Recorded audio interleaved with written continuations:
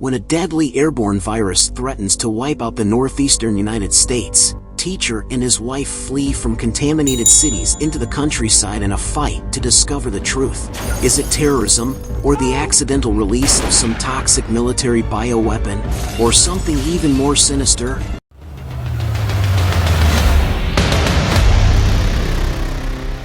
In New York City's Central Park, people start to get confused, standing still and sometimes walking backward. A woman reading on a bench takes her silver chopstick-style hairpin out of her hair and stabs herself in the neck with it.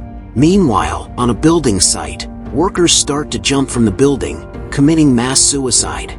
The event is believed to have been caused by a bioterrorist attack using an airborne neurotoxin. The behavior quickly spread across the northeastern United States. High school science teacher Elliot and his wife Alma are persuaded by Elliot's mathematician colleague Julian to accompany him and his daughter Jess on a train out of Philadelphia.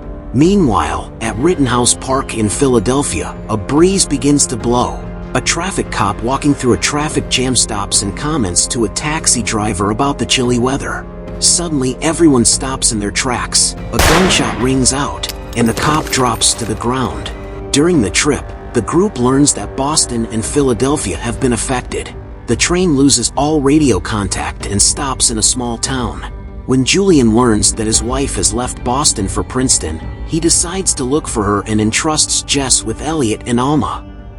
When he gets there, Princeton is also infected, and there are dozens of people hanging from trees over the road, causing the driver of the car in which he is riding to ram into a tree. He survives but commits suicide by slitting his wrist with a glass shard. Elliot, Alma, and Jess hitch a ride with a nurseryman and his wife. The nurseryman theorizes that plant life has developed a defense mechanism against humans consisting of an airborne toxin that stimulates neurotransmitters and causes humans to kill themselves. The group is later joined by other survivors coming from various directions, and the small crowd chooses to avoid roads and populated areas.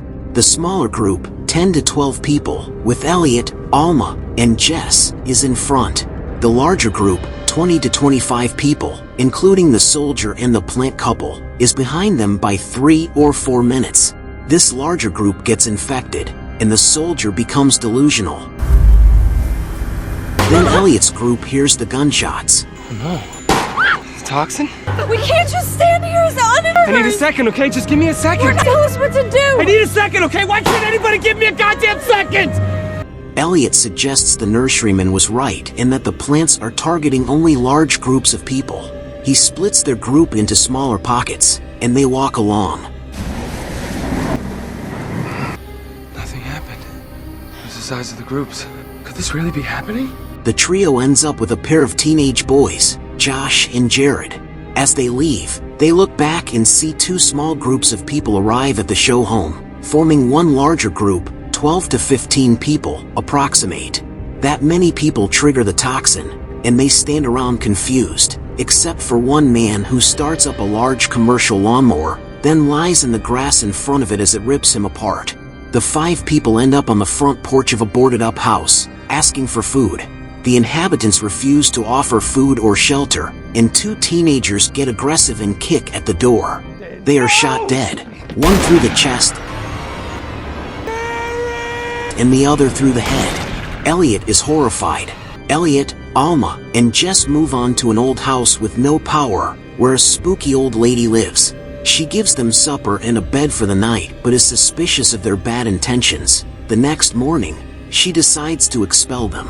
In a fury, she leaves the house alone and is affected by the toxin. The shaken Elliot realizes that the plants are now targeting individuals. Left with no option when Mrs. Jones strikes her head into several windows. Close the windows and the doors, Alma. Mrs. Jones just died. What's happening here? She was alone when it happened. Elliot decides that if he is going to die, he doesn't want to die alone. They all leave their safe hiding places and walk into the middle of the garden and hold hands. The wind blows. Nothing happens. It had ended.